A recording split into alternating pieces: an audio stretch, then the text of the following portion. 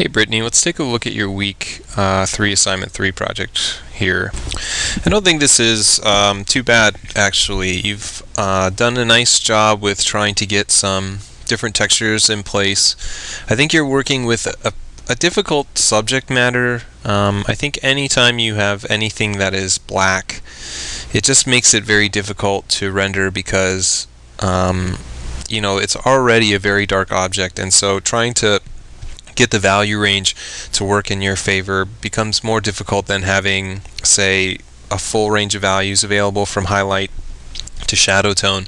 But when you work with something dark, highlights tend to be pretty dark, and so middle and shadow tones get even darker, and so you have less wiggle room, I guess, in terms of how to deal with the value.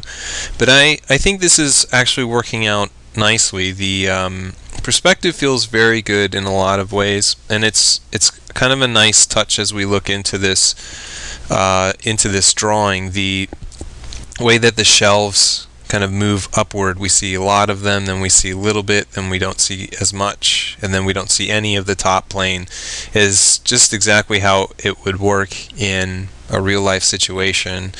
The perspective just in general also feels very good. They're moving to two separate vanishing points that feel like they're both on a horizon line. They're on the same kind of level. Texturally, it's also working out well. This to me feels very convincing as kind of a wood texture that has black painted over it. It's there, but it's not quite there. But you definitely get the sense that there's grain and that there's kind of movement within it. And then also seeing what's going on top, I think works out well. And then value-wise, I think again it also works out very nicely in that you have a distinction between kind of the back plane, the side plane, this kind of side plane as well. So it's very easy to understand the structure of the object, which I think is great. I think you could go in and add just a little bit of highlight, colored pencil. It doesn't have to be a huge amount, but even getting a little bit on some of these areas where it's probably catching a little bit of direct lighting, and that might actually help it to separate even more. But I actually think overall it fits in really nicely in terms of kind of seeming realistic. The texture on the ground plane is, I would say it's mixed for me. I think in some ways it's starting to look like a carpeted texture, but it also feels a little bit generalized because you're doing kind of the same thing over and over again, and it feels a little bit inconsistent. You've got kind of gaps occurring within it in some areas, and in other areas it's very, very kind of closely packed together. So I think you might just need to get a little bit more consistency within it. I'm not so much kind of down. It's fine that you kind of make these little loopy loops for the texture, but you have to make sure that it is consistent, or that it reads like a carpeted texture rather than kind of loops that are happening over and over again, which it feels like right now. I'd also really like to see it extending all the way out. At least so that you get a little bit more of a kind of completeness to the scene.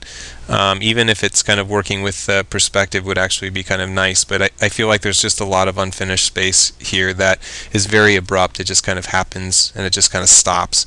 So being able to see a little bit more of it would be helpful. The environment itself is fine. I'm not exactly sure what this guy on top is, and I also feel like it feels very out of place to me. I'm not sure how it's situated within the wall. There isn't a cast shadow that's being associated with it. There isn't any shading. So it feels a little bit different than the object below it, which is, to me, more kind of observationally rendered than what's going on top. But the wall and the perspective and the corner are fine. This is, I think, a good start to what we'll be doing the next week, where we'll be dealing with an entire kind of area. But yeah, I think you did a really nice job with a very tough subject matter, and I would just say to try and keep it up, and definitely keep up the good observational work like you're doing here. And this was, I think, a really nice job.